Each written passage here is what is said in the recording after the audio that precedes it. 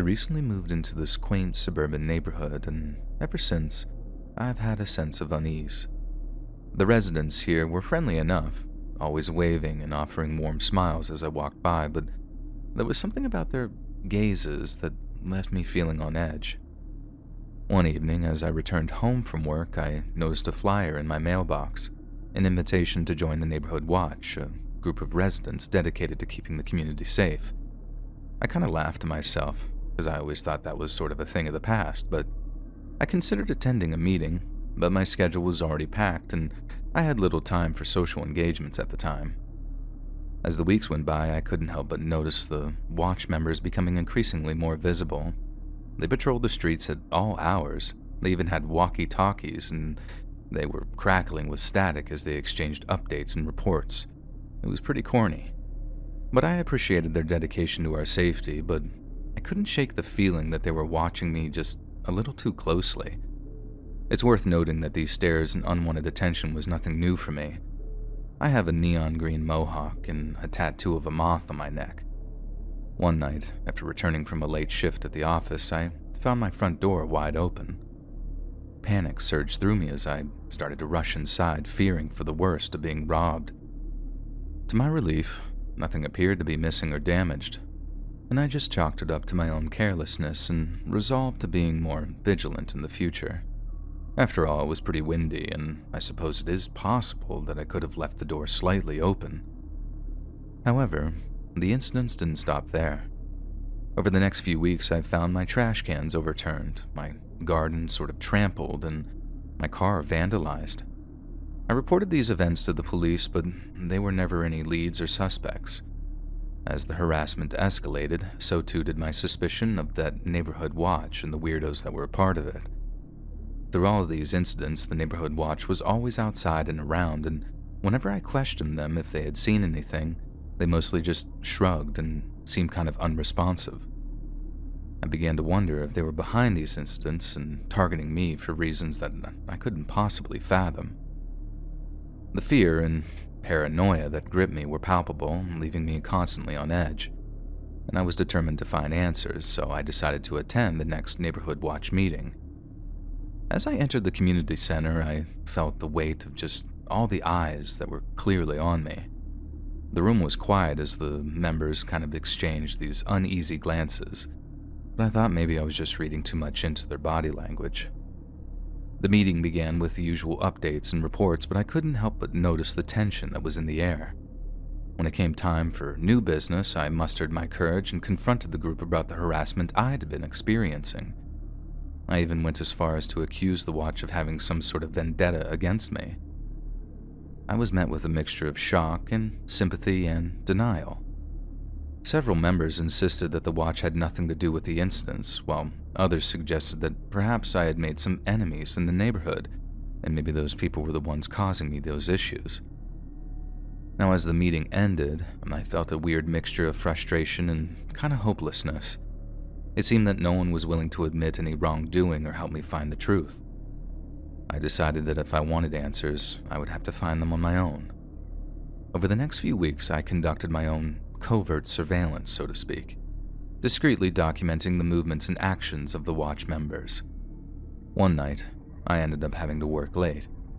When I pulled into my driveway, I noticed that the floodlight positioned right above my side door was on.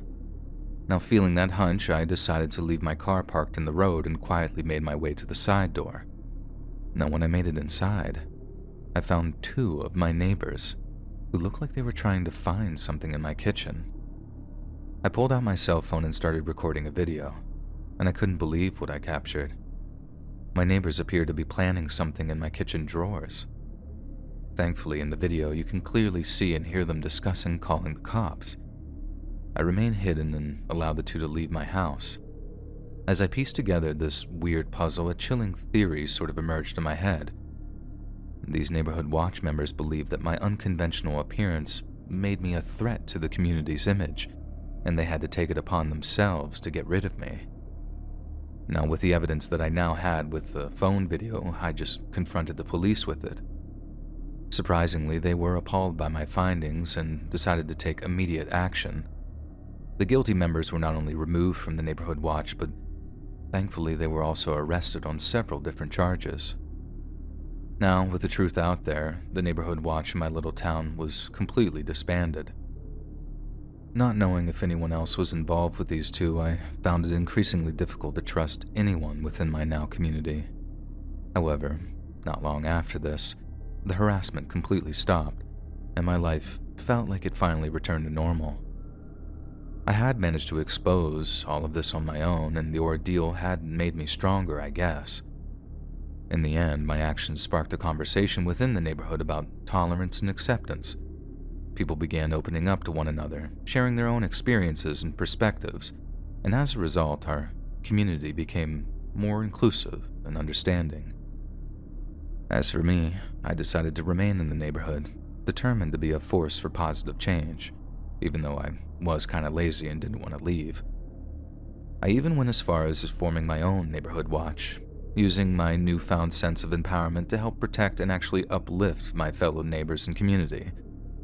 Now, although the scars of those weeks would always still be there, they also served as a reminder of the strength and courage that can be found within each of us, even in the face of all the adversity that you might see. Now, my experience taught me that standing up for oneself and seeking the truth, no matter how difficult, weird, and sometimes scary the journey may be, can make a lasting impact on you and those around you.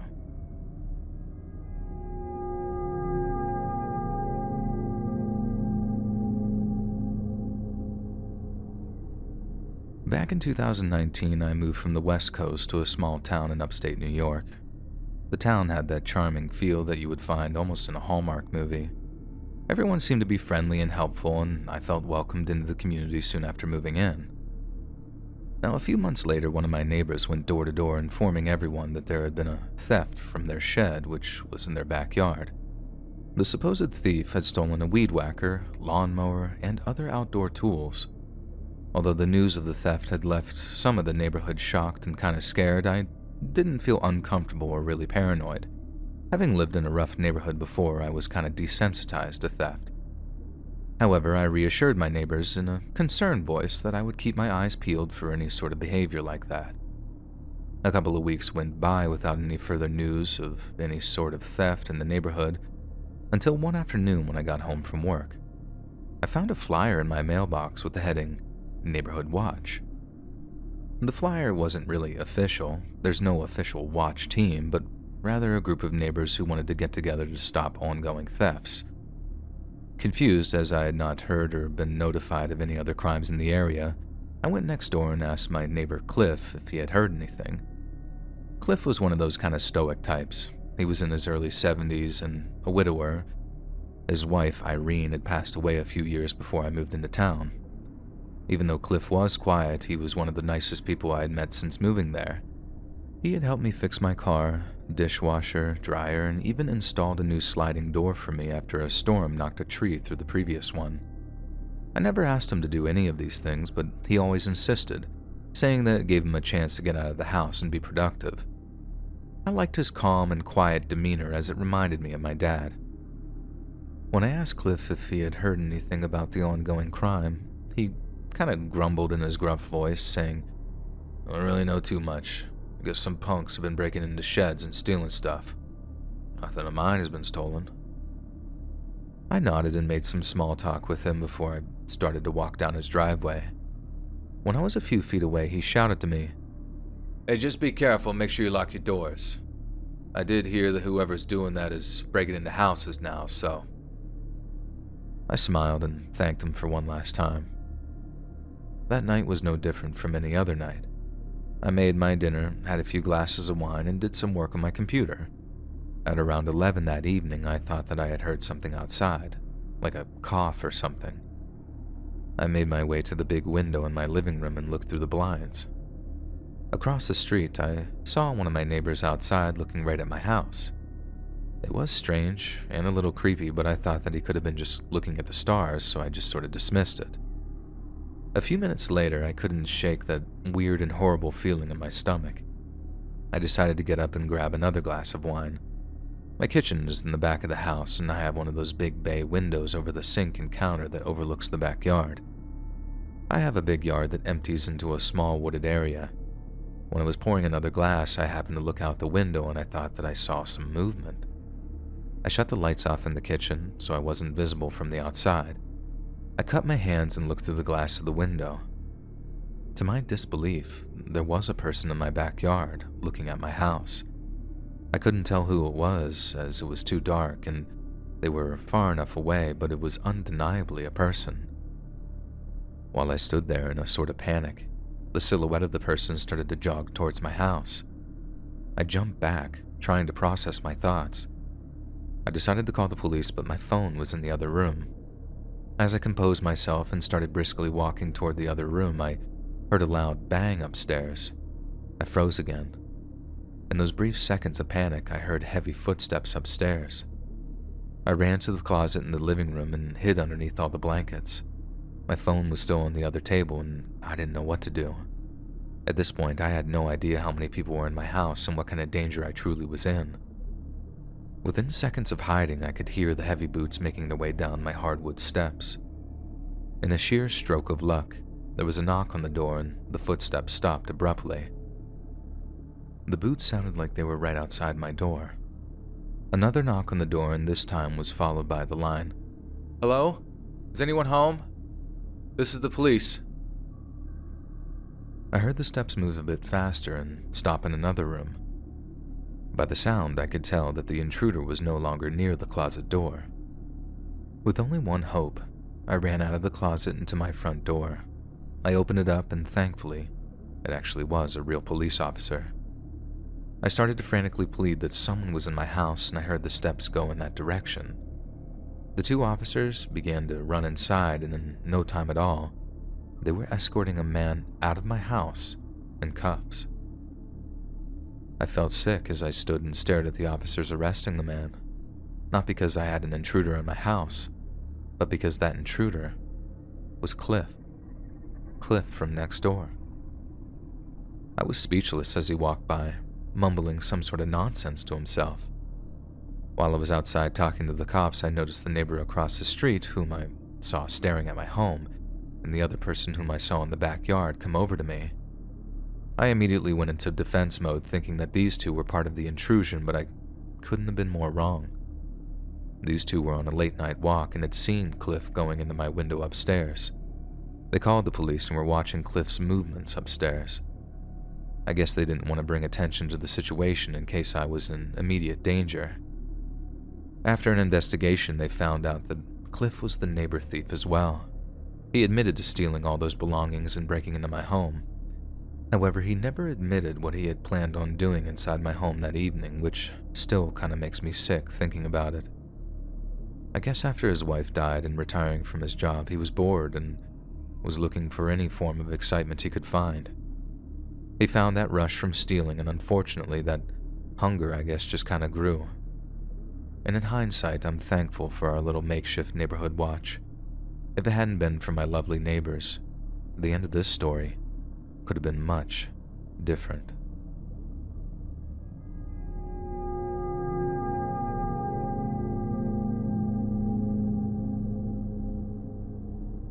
Several years ago, when I moved into my new housing development, I joined my local neighborhood watch. In my first few months on the watch, I witnessed something that I still can't believe. As it all started one late spring evening, as the sun started to drop below the horizon, the neighborhood watch gathered for their monthly meeting. We were a close-knit community, and the watch was our way of ensuring that our streets remained safe and welcoming for all.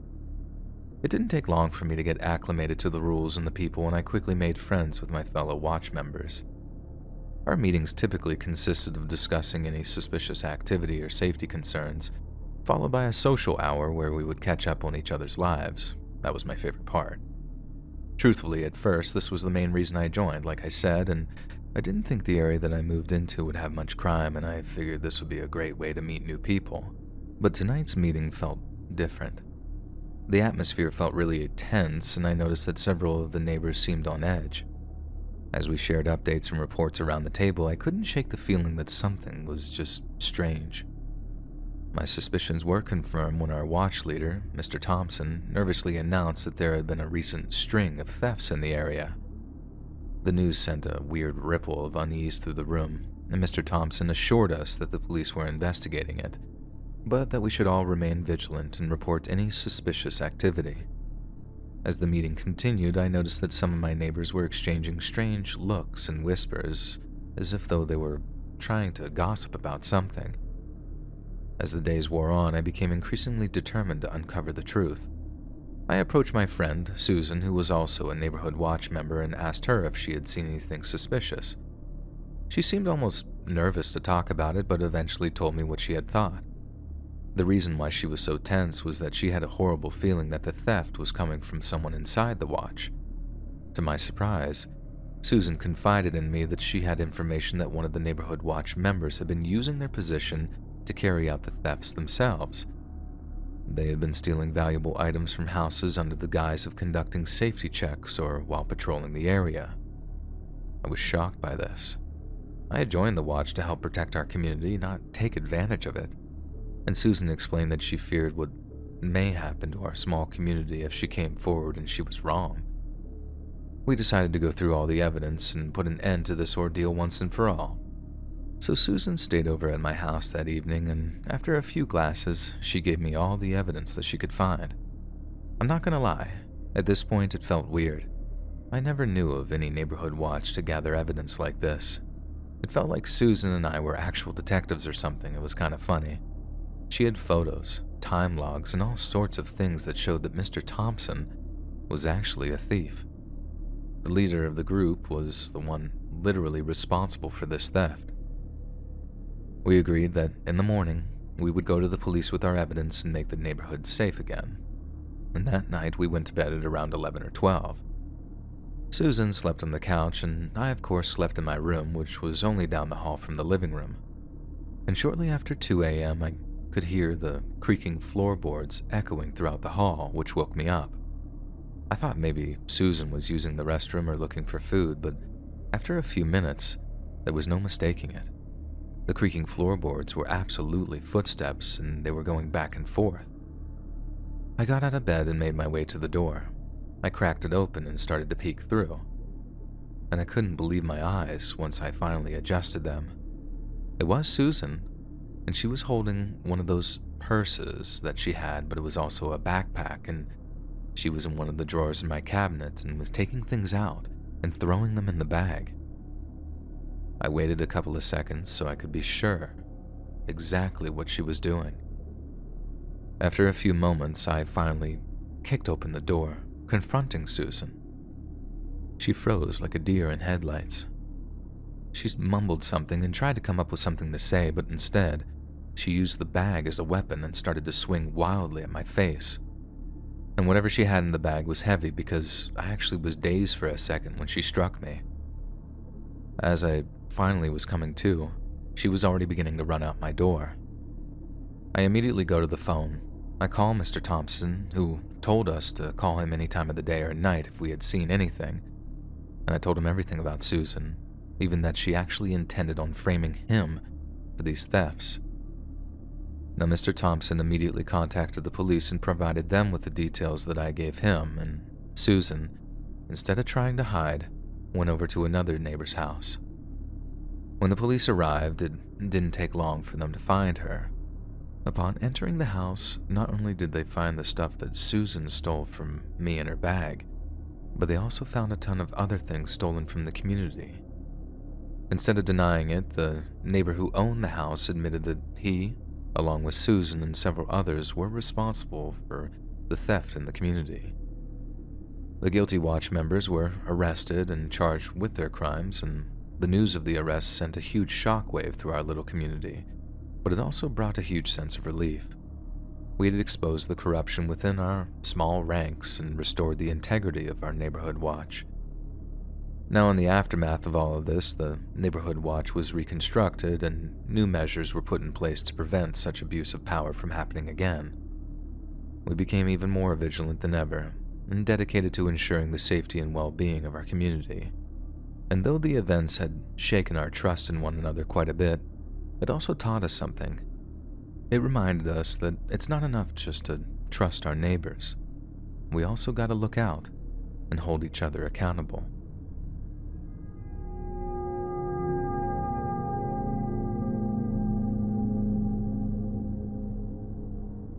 So last year, I wanted no part of my local neighborhood watch. I already lived in an HOA, which stands for Homeowners Association, and that was already micromanagement enough for me. The HOA can be really ridiculous sometimes, and one time they made me hire a construction company to move my shed over 2 inches because it violated my contract. The shed was in my backyard, which was behind a fence, which was where I moved in. They said that I could tear it down or move it within the code of the neighborhood.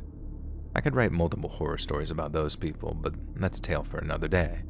Needless to say, I didn't get along with my HOA, so I wanted nothing to do with my neighborhood watch committee. I think I even made some comments like I'd rather get robbed than deal with those people. Well, of course, someone heard me, and I got in trouble for that one as well. So why am I telling you a story about the neighborhood watch that we have here, if I wanted nothing to do with it? Well, because as fate would have it, because of the watch, my family and I are safe. Despite the rising number of muggings in our neighborhood, I refused to join the local neighborhood watch or even give them the light of day. I was always wary of people trying to control my life, and the idea of having to patrol the streets at night just didn't appeal to me. I'm a big guy, I hit the gym quite a decent amount, and I was confident, if not a little ignorant, that I could handle myself in a confrontation if some robber or mugger was stupid enough to confront me. And besides that, I figured all the chatter and news of muggings in my area was just exaggeration of an isolated event. But my stubbornness came at a cost. So one night, as I was walking home from a late shift at work, I worked relatively close to my house, and I loved the peace of the calm night walking home. On that night, I was suddenly surrounded by a group of men. I can't remember exactly how they ended up around me, as it happened very quickly, or how many men exactly, but I do know that it was at least 5, and they immediately demanded my wallet and phone, and I knew better than to argue with them. As I rifled through my pockets, I couldn't help but curse myself for not taking the necessary precautions. I'd always thought that I could handle myself, but the reality was that I'm just another victim. My arrogance convinced me that I could take anyone in a fight, but not once did I think about multiple attackers or the fact that they would actually be carrying a weapon. After they stole my belongings, I received the beating of my lifetime, a beating that I still carry physical and mental scars from. After all this went down, and I was still alive, I couldn't shake off the fear and paranoia that had taken hold of me. I found myself constantly looking over my shoulder, and I started carrying a pocket knife with me every time I went to work and really everywhere I went. One day while I was walking home from the grocery store, I saw a man who looked like he was following me. I picked up my pace and he did too.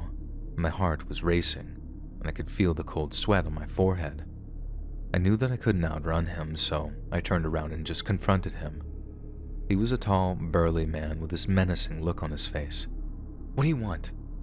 I asked, trying to keep my voice steady. He just sneered at me and reached for something in his pocket, and that was all the confirmation I needed. I pulled out my knife and held it in front of me.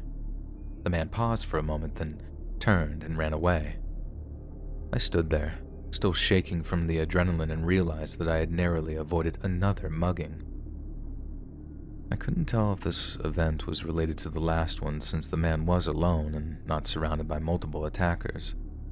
I ran home and basically had a panic attack for the next couple of hours, remembering all I went through before. That night was miserable, and I couldn't stop shaking.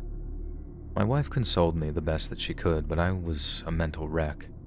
I let my dogs out before bed, and within 2 minutes of them being outside, I could hear them barking ferociously. I ran outside, and in my backyard was the same man from earlier, and now he was with 2 other figures. I was able to wrangle the dogs and get them inside with my wife. As I stood in the doorway, the 3 people ran at me in a full sprint towards my back door. Even though I slammed the door in his face, they were able to break through the door with very minimal effort. When breaking through the door, he knocked me to the ground. My wife screamed, taking the dogs, and ran into the spare room and locked the door. The bigger guy kicked me hard in the ribs while I was still down and trying to get to my feet. After the first big kick, a barrage of kicks started to come in sequence while I lay on the ground. I just closed my eyes and hoped that it would end soon and that my wife would be safe. I figured if I took the beating, maybe my wife would be spared. Through incoherent yelling and laughing, I heard a grunt and the sound of pain. Before I knew it, the kicks had stopped coming in and the only noise I heard was the commotion of a struggle. I opened my eyes and slowly got to my feet, and in the backyard was the leader of my HOA, who happened to be the head of my neighborhood watch. He was out there with 6 other members of the neighborhood. They had baseball bats, and they were taking action into their own hands. After being hit with the bat, the men jumped the fence and fled into the night somewhere.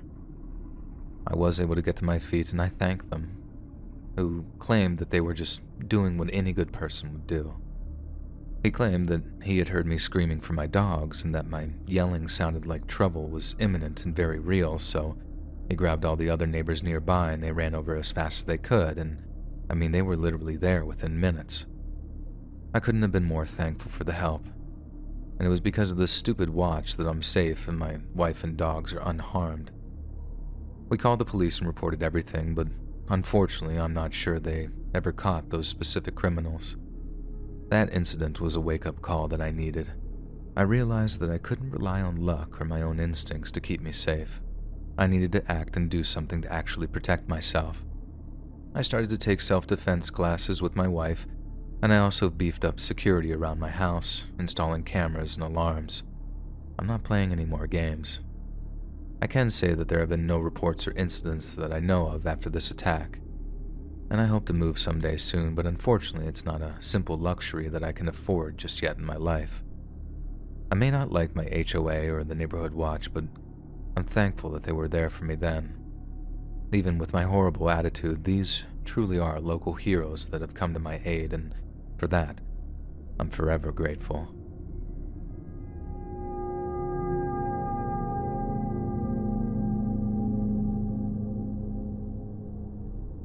This story dates back to 12 years ago when my husband had to relocate for work and we moved into a brand new house in a brand new town. My husband had just received a long overdue promotion and we were going to be moving to a warmer part of the country, and needless to say, we were both ecstatic. It was a new journey and we were excited to start it together.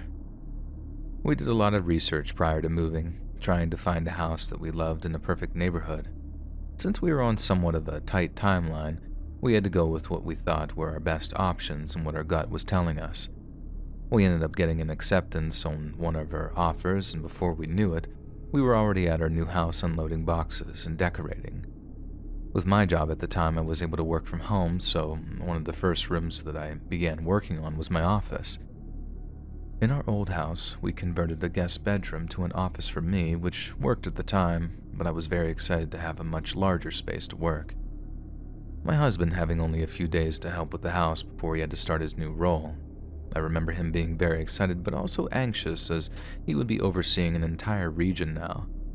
I saw him off on his first day and wished him luck.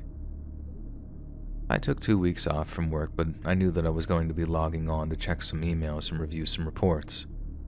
During the day that I was doing a mixture of cleaning and unpacking when I heard the mail arrive. In our new house, we have a mail slot that opened and the mail would just drop onto the floor and boxes would be left outside the door. For some odd reason, I was excited about everything. Even getting the mail made me happy. Most of it was for the previous owner that I set aside to give to the realtor to transfer. One thing that did catch my eye was a colorful little flyer for a neighborhood watch meeting. It was something that I always wanted in my old neighborhood. The old neighborhood wasn't the best, and my car had been broken into once, and I thought that we would always benefit from one of those neighborhood watch types. I tossed away some junk mail and put the flyer up on the fridge to run by my husband one day after work.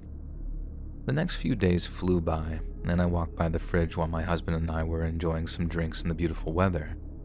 I grabbed the flyer and brought it out to ask him if he thought it would be a good idea if I joined.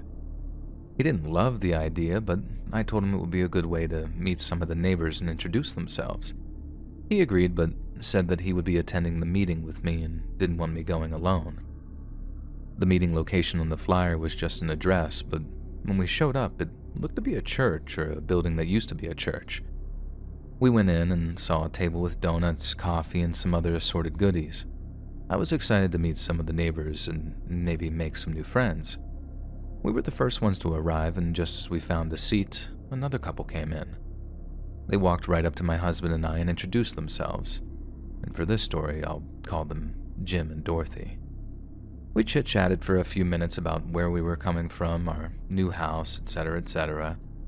Eventually they said, "Well, why don't we start the meeting?" And I thought it was weird that it was only the four of us. I asked, "Do you expect anyone else to be joining?"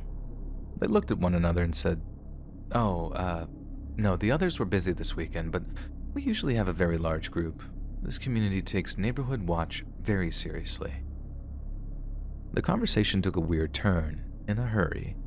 We never really talked about neighborhood watch. They started talking about the building that we were in and its history, saying that it was a place of worship and asking about our own religious beliefs. My husband and I kind of just looked at each other, and then I said, "I'm not really sure what this has to do with this group and this meeting specifically."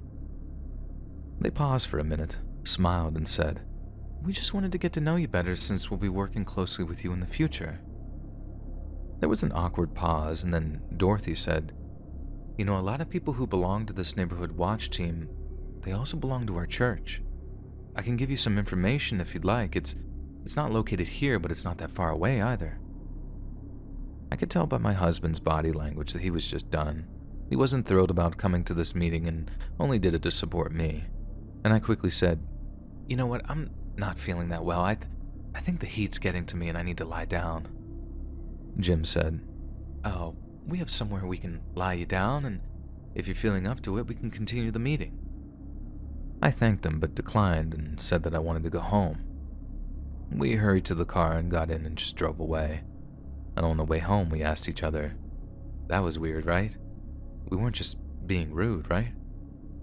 My husband said no, it was completely weird, and we didn't once talk about the neighborhood watch in almost 30 minutes. The next few days, we kind of just put it out of our mind until we got the mail and saw the same exact flyer in another color on the floor next to our mail slot. This time, I just kind of crumpled it up and threw it out.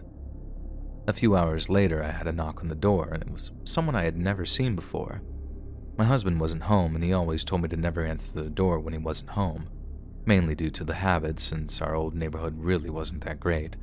But we were in a new neighborhood, and a much better one than our previous one, so I opened the main door but left the screen door locked. It was a very friendly-looking lady with a big smile on her face. She introduced herself and said her name was Jamie. She wanted to welcome us to the neighborhood and invite us to a cookout that they were having on the weekend. I was so excited and thanked her so much and asked what we could bring. She insisted on nothing, so I figured that I would at least bring a bottle of wine or beer or something to share. I couldn't wait for my husband to get home and tell him. I knew he'd be excited too, as we really didn't know anyone in this state now and we were hoping to make some new friends. The day came and I decided to make some brownies, some Rice Krispie treats, and bring a few beers. We were both a little nervous, but when we arrived, everyone was super gracious and welcoming. Everyone introduced themselves and made us feel extremely welcome. My husband was making small talk about sports, and I was just trying to remember people's names. After about half an hour of introductions, we had a seat with about 10 to 15 other people towards the back corner of the backyard. People were asking us questions about our previous town, our jobs, and how we liked it here thus far. I then told them that I was really excited about the neighborhood watch program, but was kind of creeped out and let down at the meeting. They all kind of looked at each other, and then Jamie spoke up and said, "We don't have a neighborhood watch team. The local police monitor this community routinely, and luckily we don't really have many issues, knock on wood." Which got a few chuckles from the group. I then asked, "Well, what about the flyer? Did y'all get a flyer in your mailbox? We met Dorothy and Jim." Not only did no one else say that they received a flyer, no one had heard of a Dorothy or Jim in the neighborhood. Instead of going through the entire story of what happened during that meeting with the group of people, I just brushed it off and said, "Oh, it must have been someone from a town over. Probably my mistake," and then I just quickly changed the subject. The rest of the day was all I could have really asked for. We had a great time, and Jamie is one of my closest friends to this day. But still, every now and again, I think about that supposed neighborhood watch meeting and who Dorothy and Jim really were and what they wanted. Click the join button to become a member today for exclusive content. You know, life can take you weird places. Never in my life did I think that I would have a job like I do. I'm not sure if I'm allowed to talk about the things like this without losing my job, so I'm going to keep the specifics pretty vague. But the gist of what I do is manage a very successful company, and I was a terrible student in high school and a non-existent student in college. It just seemed pointless for somebody like me. I wasn't going to be a doctor, a lawyer, or engineer, so I didn't want to waste the money. One day I stumbled into one of the million dead-end jobs that I had and met a guy named Steve. I got talking to Steve and found out that he was building this huge company and he'd love for me to check it out. A long story short, I eventually started working for Steve's new company, and within a few years, I was actually managing it. Life was good, and quite honestly, it's still good. This isn't one of those stories with a horrible outcome or a crazy situation where I had to leave my job or something. This is just a weird and borderline scary thing that happened to me a few weeks ago, and I thought it would be cool to share it. I try to be as hands-on as possible with my team. I manage something like 250 people or something like that. And the place operates 24 hours a day, so there are always people in the building. Once a month, I work an overnight shift, just a way that the night people can see me and I can see what goes on when there isn't a manager watching over them. I use this shift to catch up on stacks of paperwork or tasks that I neglected from the previous month. Anybody who's ever worked any type of graveyard hour shift knows that some of the characters can be just that, characters. I had some great people on my night team, but I also had a lot of strange folks. I had this guy, Leonardo, that would talk about aliens all day, every day. He looked like that guy from the Ancient Aliens TV show, with the hair and everything. He was a great guy, but incredibly weird. And this is what I mean when I say that I work with some characters. As cool as it would be to tell you some Leonardo stories, that's not the story that I'm here to tell you today. I want to tell you about the one time that I had a meeting with Angie. Angie was a really sweet woman. She never calls in, always showed up early, and had a really strong work history. For the several years that I had been managing this company, I had never had an issue with Angie. On my overnight shift one month, Angie came into my office and asked if she could talk to me about some stuff. I always have an open door policy, so of course I agreed to her meeting. Angie was probably in her 60s. She was short and very strong for an older woman. I liked her a lot, mainly because she was quiet, did her job, and never bothered anybody. Truly a model employee. At some point during the night, she came into the office and closed the door. The conversation started fine, typical small talk. I asked how she was doing and stuff like that. Within minutes of the door shutting, she went wild. She started ranting and raving about how it's not fair. I tried to calm the tension and ask her what it was that wasn't fair. In an angry voice, she started shouting in my face, "I used to be on the neighborhood watch. Me. But now I'm too old." Yes, this woman was shouting in the middle of the night in my office about the neighborhood watch. I can't remember if I was smiling or laughing or straight-faced, but I extended my hand and calmly told Angie, "It's okay. Just take a seat. I'm sure there's some kind of mistake. I'm positive your neighbors would let you be part of the watch. I think anybody can join the neighborhood watch now that I think about it, right?" In a poor attempt at a joke, I followed up by saying, "And besides, if your neighborhood watch thinks you're too old, you don't want to be on that committee anyway." I smiled, trying to relieve some of the attention, but instead, the wheels just came completely off. She started screaming at the top of her lungs, "I am too old. Now you think I'm too old. I can be on the neighborhood watch. I am good enough." At this point, I figured she was having some sort of breakdown, completely unrelated to me, and I was starting to get out of my element. This woman was hysterical over something I could care less about. Over the ranting of Angie, I tried to shout, "Angie, whatever this neighborhood watch situation is." And that was a big mistake. She became quiet for just a second, and out of nowhere, she dove over my desk. jumped on me. She started to strike me in the face and scream, "You're in on this! I know you are! This is your fault!" I managed to get up from my chair and leave the office without hurting this poor woman. I could feel a slight cut over my eye as I made my way to the hall, and luckily we always have security in the building and they were alerted to the shouting, so they were already a few feet away when I reached the hall. Right away, the security officers had a lot of questions, and of course, the authorities were called. When the cops showed up, she was still in my office. She was throwing stuff around and breaking anything she could get her hands on. I didn't want to press any charges, but unfortunately, Steve did fire Angie.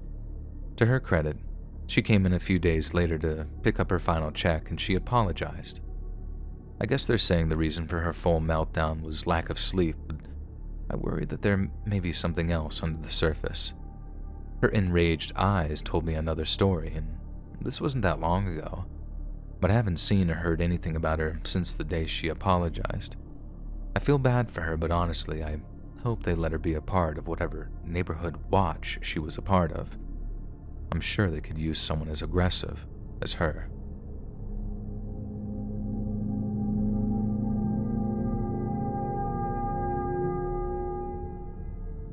A few years back, my friends and I rented a house while living it up in our mid-20s.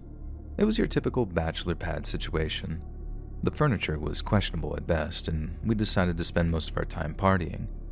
There were 4 of us in total in the house, myself and my 3 friends, Jose, Pat, and Richie. Other than Pat, we all worked from home. We all had some version of a simple mundane computer job, something that literally anybody could do. But this was honestly great. We would party all night, roll out of bed, and fill our work days with minimal effort. That was the name of my game back then, unfortunately. Minimal work, maximum party. And let me just say, I don't advocate for that lifestyle. I had some great times, but honestly, in the end, more harm than good was done. This is not why I'm writing this story today. Something much stranger happened during this time.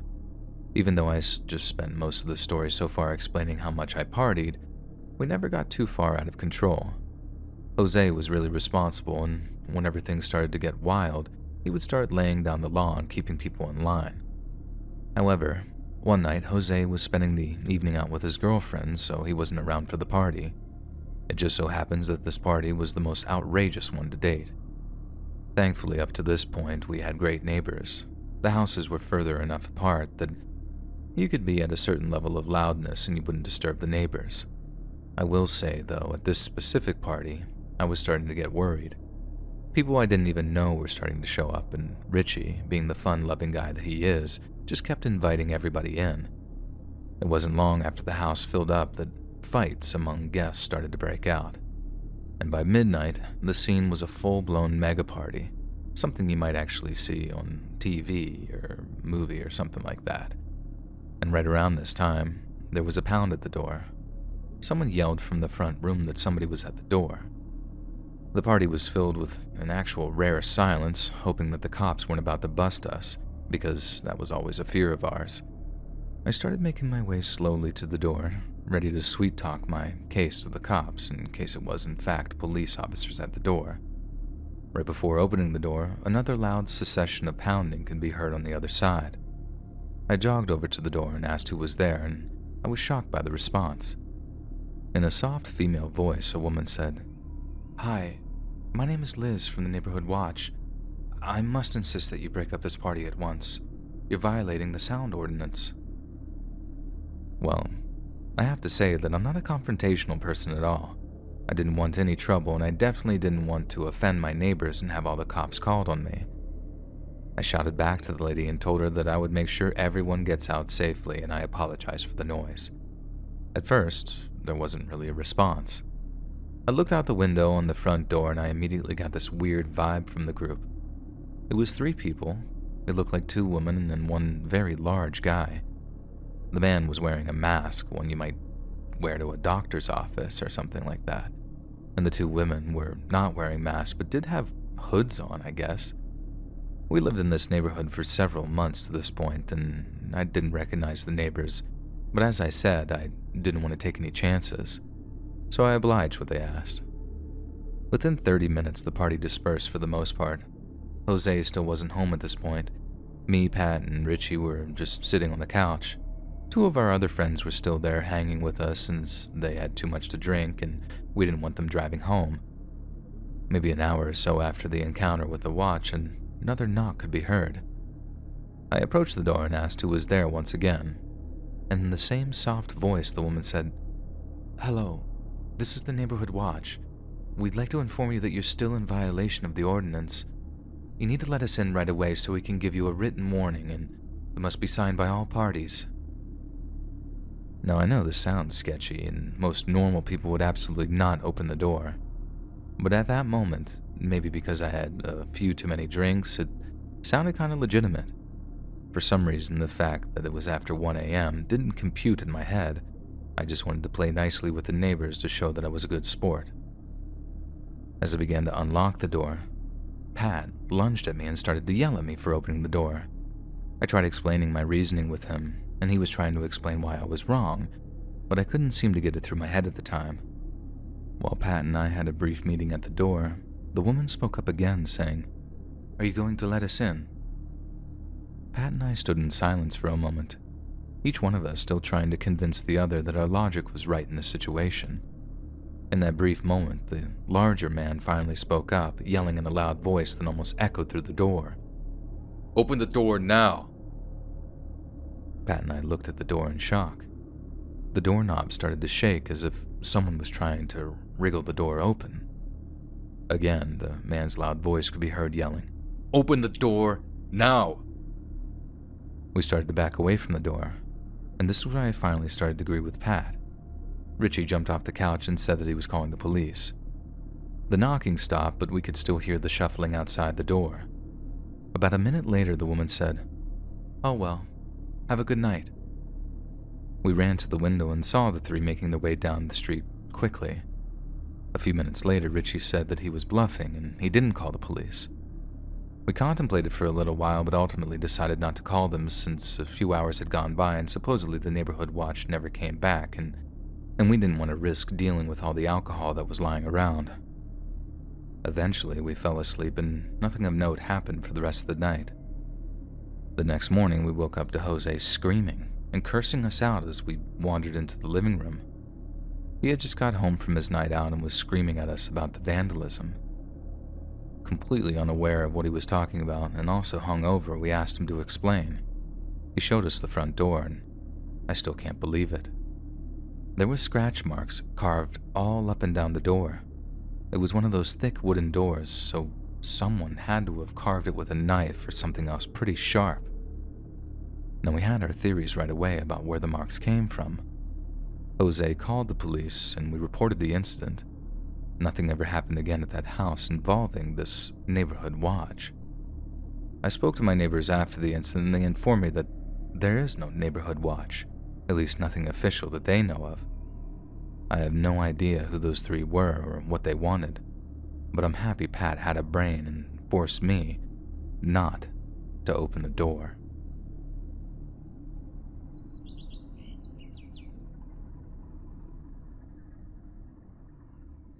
Hey friends, thanks for listening. Click that notification bell to be alerted of all future narrations. I release new videos every Monday, Wednesday, and Friday at 7 p.m. EST, and there are super fun live streams every Sunday, Tuesday, and Thursday night. I'd love to see you there. If you got a story, be sure to submit them to my subreddit, r/letsreadofficial, and you might even hear your story featured on the next video. And if you want to support me even more, grab early access to all future narrations and bonus content over on Patreon, or click that big join button to hear about the extra perks offered for the channel. And check out the Let's Read podcast, where you can hear all of these stories in big compilations and save huge on data. Located anywhere you listen to podcasts. All links down in the description below. Thanks so much, friends. And remember, I'm the baddest of them all.